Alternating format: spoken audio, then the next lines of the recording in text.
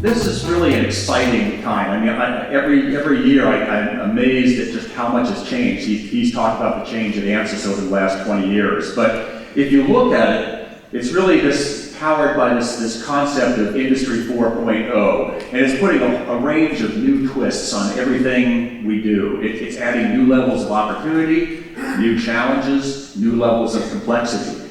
But the thing is that not only are things changing, but they're changing at an ever-increasing pace. So we have to stay ahead of the curve at all times. If we look at the first generation, that was a few hundred years ago, just adding mechanization, water power, steam, that type of adding energy to that. Well, about 100 years ago, mass production, assembly lines, electrical power, new ways of generating things, and that was the second wave. And now it's only about maybe 20 or 30 years ago where we looked at computers and automation and the impact that has on industry.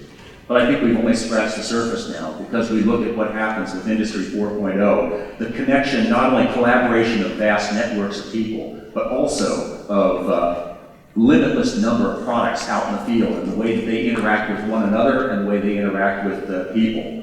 It's really kind of an exciting time, but again, as we'll see, it creates some unique challenges and opportunities for all of us to excel.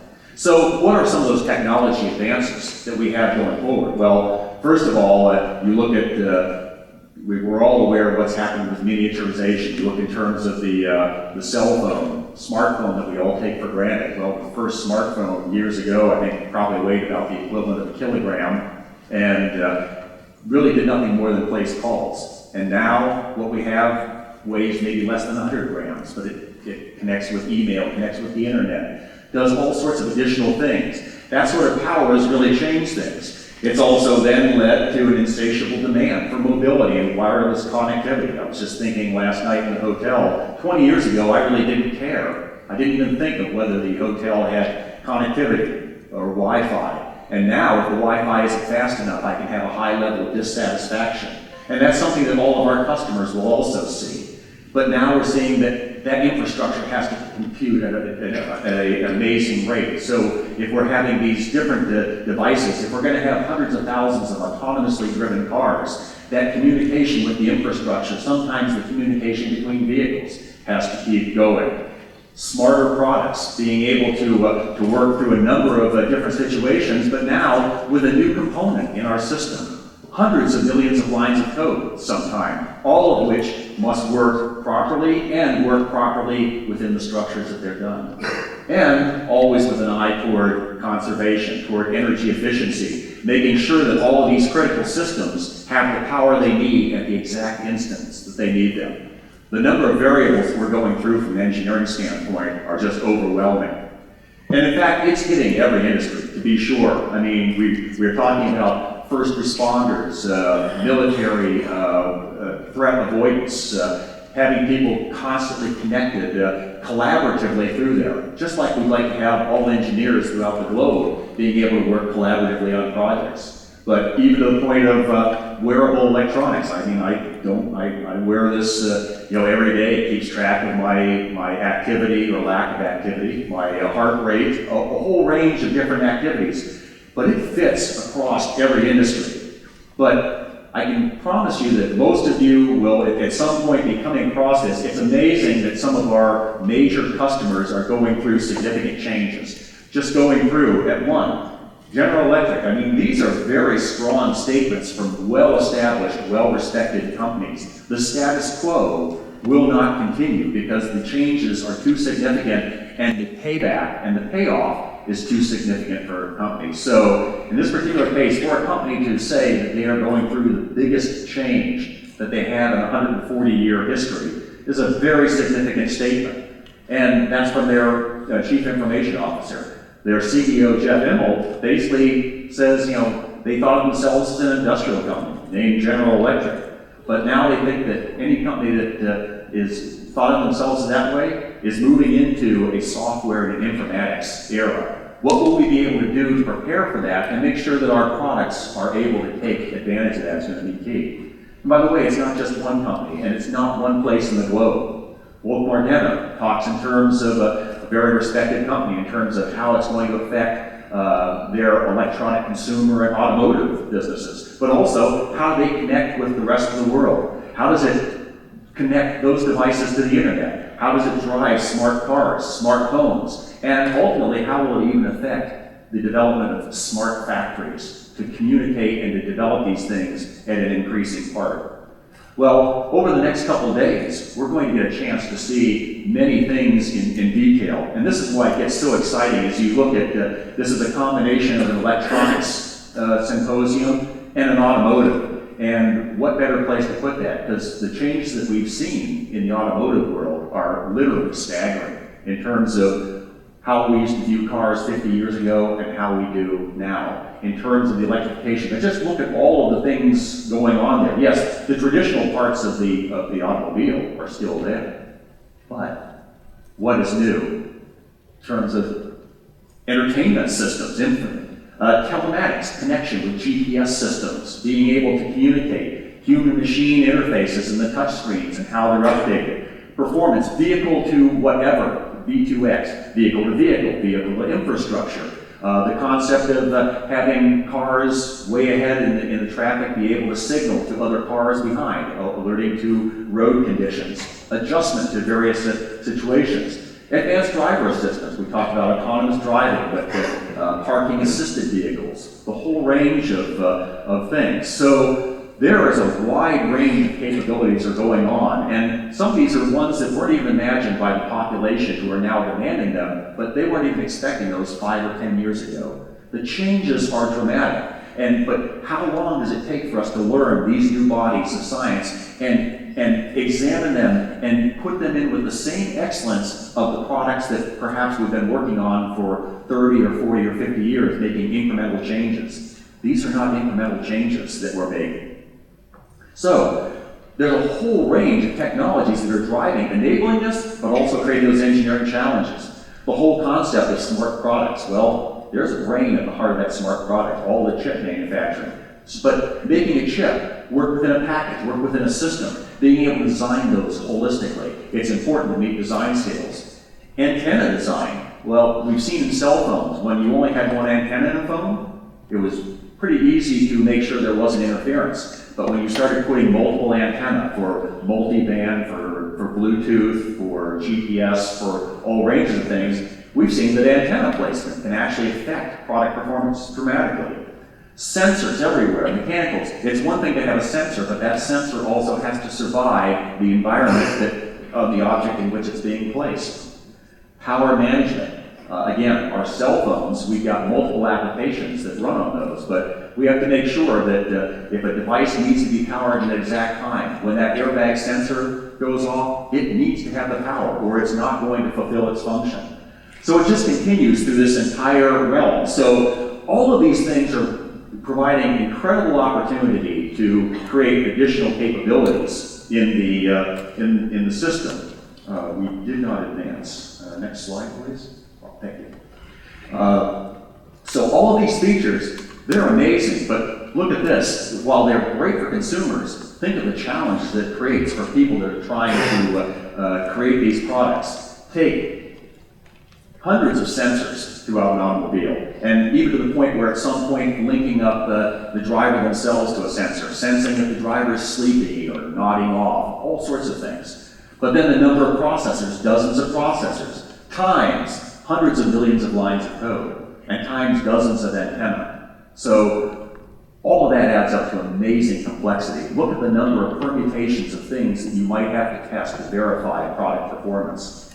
And of course, some of that complexity may not be a major issue, but some of it could be incredible. Just look at just some of the things in terms of, well, the radio interference. Well, okay, maybe a signal gets garbled, the sound on the radio isn't quite what we'd like. But GPS signal lost, if you get lost in a strange neighborhood, touchscreen failures, maybe if the tire pressure's off, those are not good things, but it's not exactly the same as what happens with, if for instance you have uncontrolled acceleration. or if the airbag deploys too late, too early, or erroneously. And what happens with autonomous driven cars if you have to now worry about what if a hacker gets into that and if they take complete control of the car? Those are problems that we really didn't worry about 10, 15 years ago, but they are new design constraints. And nobody is immune to this kind of complexity of dealing with it. I mean, even some of the most storied and big names in terms of this have been affected. This is a third party. This was an examination of a specific case that happened a few years ago, and it was in terms of unintended acceleration and the impact of software. Well, to hit on that, the question that was asked often is, well, wasn't it tested? Well, in fact, certain things were tested. But look at those number of permutations that we came up with all about the variables that we're trying to balance. And we're trying to balance all those and deliver a great product at an affordable cost. And that's a very difficult thing to juggle. Well, the fact is, what they found was that vehicle level testing was important, but you can't test everything with all those permutations. There isn't enough time. There isn't enough of resource of anything to go on. There are too many different operating conditions that might occur outside of the expected things. Maybe a defect or some slowing in a chip affects a timing sequence. There are so many things. In fact, in this particular case, think of the millions of vehicles. I think there were about 6,000 recorded incidences of suspected acceleration. There were maybe about 70 or 80 accidents involving death. That's a very, very low percentage, but the impact was immense. So it isn't like a 98% success rate isn't going to be good enough in this particular realm. So we need to figure out how can we cover all of that particular aspect. And that really leads us to, obviously, our focus and our passion, but also what we hope to accomplish and share over the next couple of days. And that's the fact of simulation being a key enabler, particularly in the Internet of Things, but basically across all forms of engineering. With simulation, you're able to test thousands of alternatives. You can do those in advance. Sometimes you can do tests that might take 10 years of history type testing and speed up the cycles in the calculation and predict those earlier. But the fact is you can run these in concert with one another and balance. And in some cases, as we're getting into new technologies, I remember when I started in this, I was in an industry and we had 30 or 40 years of experience in terms of these are the right ways and the right factors to consider when designing and refining a part. But now when we get to new technologies, when we got to hybrid drives, when we got to electrification of vehicles with all the sensors, there's a lot of learning that we will need to look at going on. So it can be both a design and verification tool, but it can also be a learning tool to look at a number of concepts. We're seeing that even today. A concept maybe 5 years ago that was introduced for mass transit was something called the Hyperloop.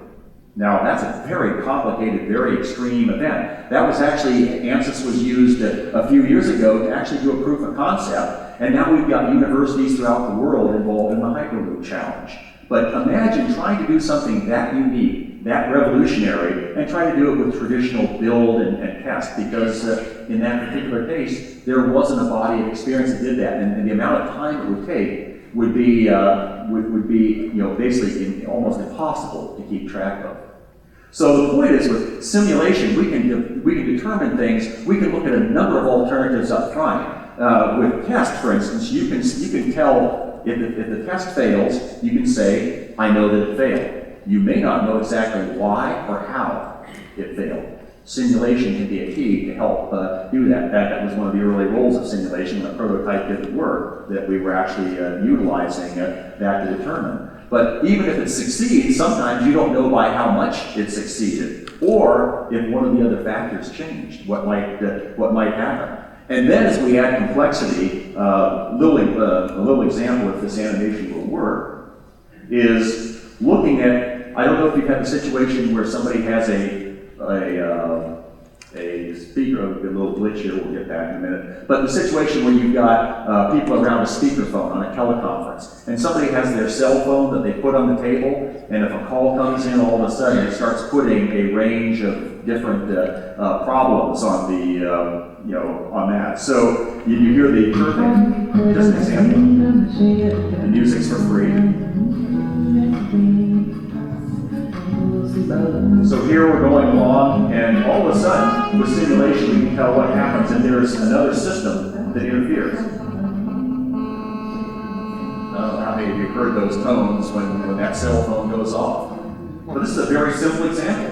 One speakerphone, one smartphone, but what happens now when you get all of these wonderfully connected devices, and you've got thousands of them in amazing density? What happens when there's 100,000 cars out on the road, all with these signals? We don't want to see a number of those unintended accelerations first come up. And of course, this comes right into the same situation of simulations that we've been able to do with regard to automotive in terms of autonomous radar. So for instance, on the left, being able to detect, it's important. Is that a mannequin? Is that a signpost? Is that a moving pedestrian? What direction are they moving in? If you've got a car coming in an opposite direction, the various signatures coming in there, collision avoidance, spacing between cars, and being able to do that. This is not one of those things where if it's a millisecond, one period of time, and it takes 5 seconds to get the response back another time. You don't have that luxury on the road. You need the immediate information. It needs to be accurate.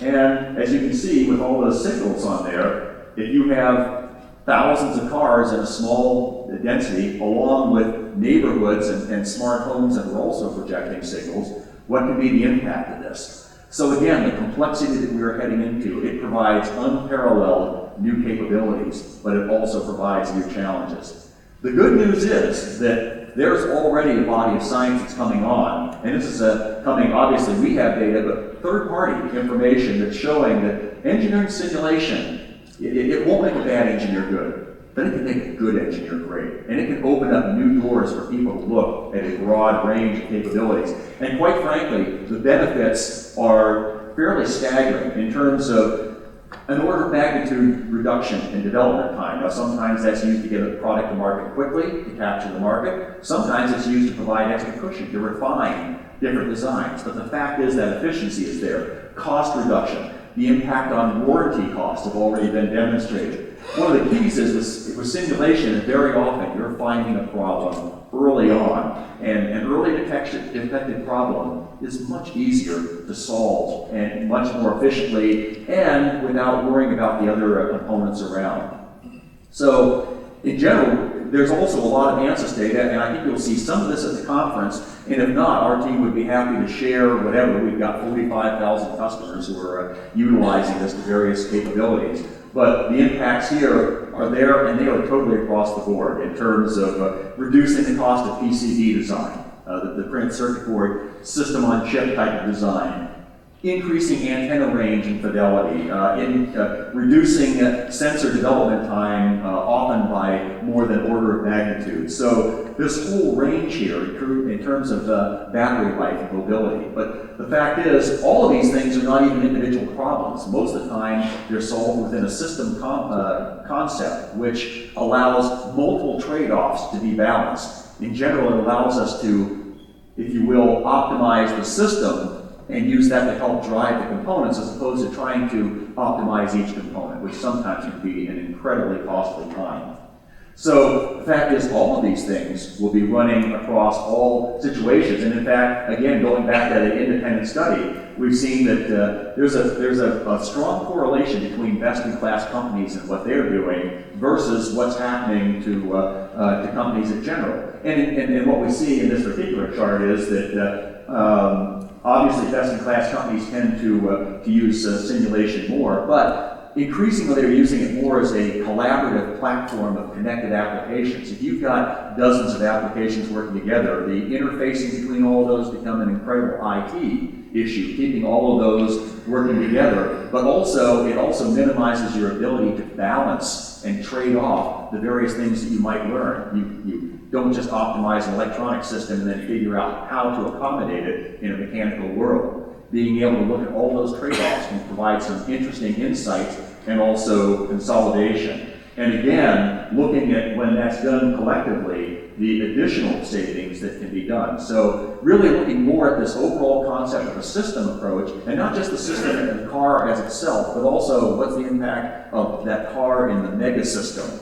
of vast numbers. If we have millions of devices all trying to communicate with hundreds of thousands of users, that's a lot of communication going on. So the one thing I can promise you is that obviously we see things with the benefit of simulation. That's our focus. That will continue to be our focus. Sandeep mentioned a long history, and just walking through that, this will be very, very quick. Again, 40 years ago, we were a very reputable, very small structural finite element analysis company. But about 20 years ago, when people thought that simulation was kind of saturated, all the experts were already using it, nobody else would, we were thinking in terms of how could we actually increase the overall impact of simulation. And so we started to amass the best-in-class capabilities throughout all of those, adding in basic electromagnetic capabilities, fluids, in addition to structures. The next step, which was about 10 years ago, was actually combining those into coupled multiphysics, which says that you may be able to pass a structural test, you may be able to pass a fluids test, but as we've seen in aero engines and we've seen in aeroacoustics for automobiles, the coupling of those can sometimes create compound effects that would never be picked up by a single simulation or by iterating between different simulations.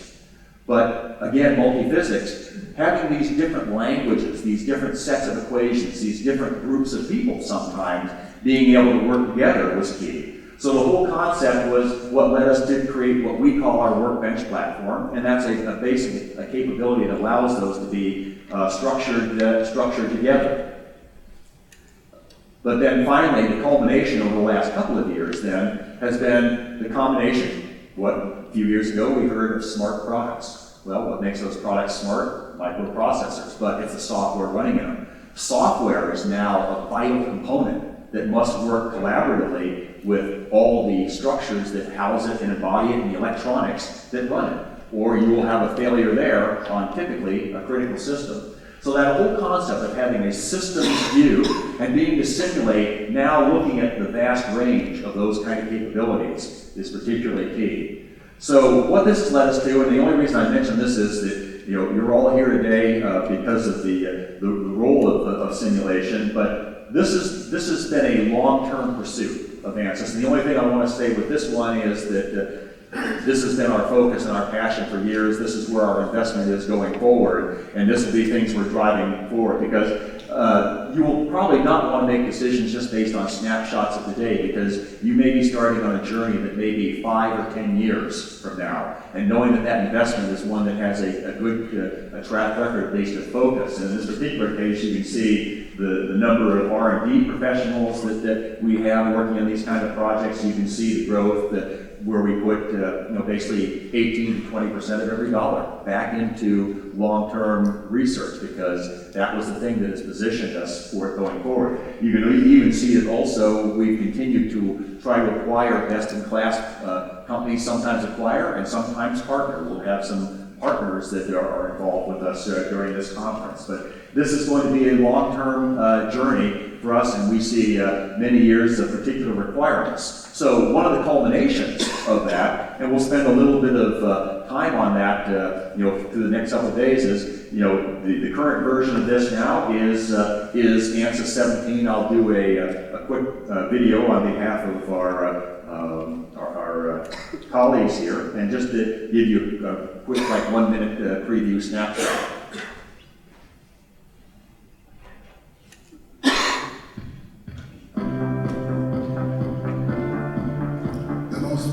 Simulation platform on the planet just became even more powerful, more precise. Improve your product development process by a full order of magnitude. Design better, build faster, and create remarkable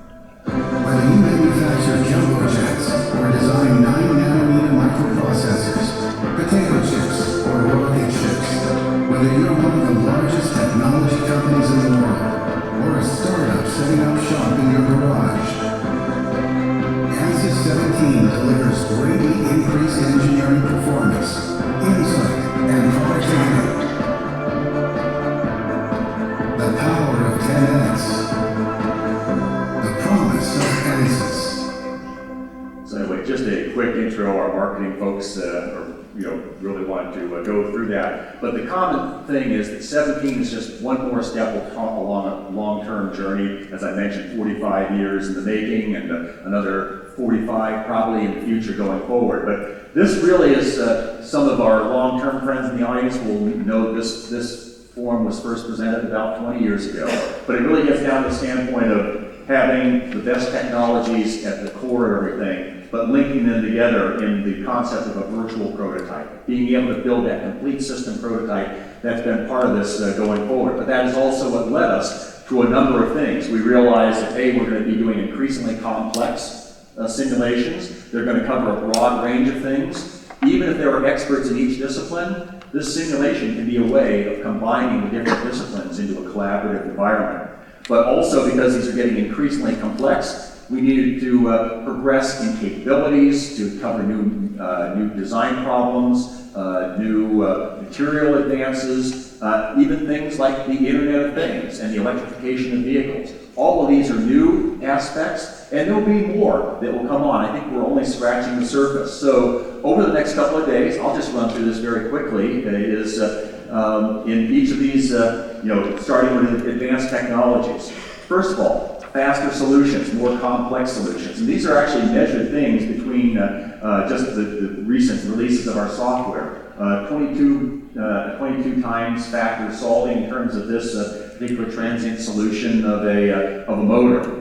In terms of actually the ability to get to the point of solving something, one of the biggest issues for us has been in terms of the faster modeling, meshing, and realization of a model, so that you can spend less time conceiving it and more time examining it. And so in this particular case, moving something down from this particularly very complex example, underbody, underhood, complete automotive, from what might have taken 30 days of modeling and reducing that down to a handful of days.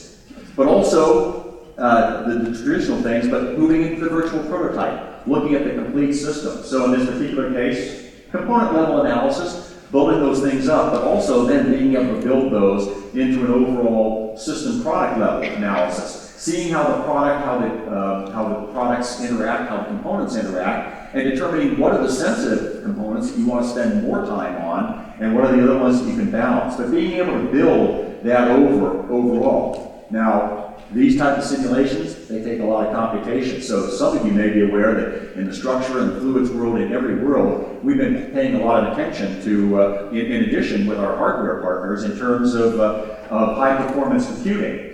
In this particular case, I think there's a number of situations. If you look at, if you're in the fluids side of things, you'll notice that we've actually had scalability that was published at 129,000 cores. Now, it doesn't stop there, it's just that's the largest machine that we could actually find to verify and test it on. But it used to be, and I come from the structural realm 40 years ago, and at that time there weren't multiple cores. When it did finally get to that point, people were figuring that there'd be about eight cores were about the most you could ever optimize on. You can see on this curve, just between the last release, we made a lot of progress in Ansys 16. But in Ansys 17, we actually scaled to over 500 simultaneous cores. First of all, that means either a faster turnaround on simulation or being able to do much more complicated situations. So throughout this, you're going to see people go into a lot more depth in the individual tracks that you're interested in. But this is the culmination where more detailed simulations, more accurate simulations, and faster across the whole spectrum of all disciplines at the component level to the system level has been our focus. And even leading to the point where our leading customers now are actually saying that this simulation is providing a vehicle for collaboration. So getting the different connections here together. In this case, we use the chip package system, which is relevant for both the electronics and the automotive parts of this. But looking at being able to balance all these things. Many of these things are done by different groups, but having them be able to share data, co-simulate, and solve the same problem tends to be very important. For IT groups, not having to write n times n minus 1 divided by 2 kind of special interfaces between all the products become key. So at one time, 20 years ago, we were saying that simulation, every engineer should be using simulation in some form. I mean, in my mind, it's nothing more than the equations that I went to school to learn. It's just that they're solved on a mass scale. if we can demystify those, we can bring simulation the same way that now computing is ubiquitous, and at one time people thought that that would always be limited. Well, simulation has come a long way. If you look at this, again, laid on there, at one time we were talking about going from the analysts to design engineers, but one thing that we're actually seeing, particularly with the Internet of Things, that we're actually moving into a world where we're actually moving beyond that to a point where people who are not even engineers out in the service world, the maintenance world, are using this. In fact, one of these particular situations was announced, we mentioned GE earlier, but they announced that with their Predix platform, basically a cloud platform for the industrial internet. And essentially what they want to do is say, well, you know, unscheduled downtime is incredibly expensive. Well, scheduled downtime is something that's saner, predictive maintenance, being able to predict something. And what this involves very often is the creation of what's called a digital twin. That means there's a simulation model saying, this is the ideal way that it should be performing. And then as the measurements come in from the field, as something starts to deviate from that, that gives indication as to, do they need to do different things to require that. It's like sometimes when you get your new car and you drive it off the lot, it's very quiet. But maybe a couple of years later, you start to hear something rattle. Well, that sometimes is an indication that maybe something is about to go. Well, what if you've got these hundreds of sensors that are giving you that information all the time? And what happens if you've got an offshore oil rig, for instance, where you can get some kind of pumping information that's saying, we may have a problem here. We've seen what that can do to the environment and to the brand name of a company. So moving that way in terms of even moving beyond the engineering realm and the impact that this can have. Also using this information to fuel the next generation of design, giving us that real-world information that allows us to understand what factors are most likely to occur and how can we avoid them. And then finally is, you look in terms of, we mentioned that examination by Carnegie Mellon, but if you look at this, the partnership, because what we want to do with this new realm of users is make sure that next wave of generation of users are ready for this. I mean, most of us in the old days we chose to be specialists in simulation, but now we want to make sure that everybody graduating from the college is there. So in terms of that, making the relationship there, both with in computer science and in engineering. But also right now, with another university, Cornell, we're actually conducting what I think has been proven to be the largest simulation online course, a MOOC. It's basically a massive online open course. And we've got over 20,000 students that are enrolled in this right now over a few-week period and simultaneously doing this. So making sure that next generation is going to be key. So just in closing, IoT. First of all, if you're familiar with Ansys for what you've been doing for years, we are going to continue to be involved in that. That's going to be a key aspect. But as we've all tried to demonstrate here, the Internet of Things is changing the world. This fourth wave of generation is incredibly important. But you also look at the value that's being created. And this is a third-party information from McKinsey. And in general, what's going on is that you've got this particular case where we look at smart buildings and the savings there, $300 billion US. But now, look what happens to smart mobility, the value that's created over the next 10 years with that, moving up. Smart cities, smart energy, all of the impact of that, the impact of what we do with trade and commerce, but especially when we start getting into smart factories and smart work sites, each of which in their own will also have to be engineered. It's literally trillions of dollars. So, and we've already seen the first wave was hundreds of years ago. The second wave was about 100 years ago. The third wave was about 20 years ago. And we're now on the fourth one. And we're only scratching the surface. So it's better to be out in front of that wave. And with all the learning, with all the changes that are going on, simulation is one key in addition to engineering excellence to make that happen. So with that in mind, I'd like to, again, share my welcome with to the audience here, thanking the rest of the speakers. Do I hand to you or and I'll turn it back to you, but I hope you enjoy the next couple days and use this as a valuable platform yourself for getting on this fourth wave. Thank you very much.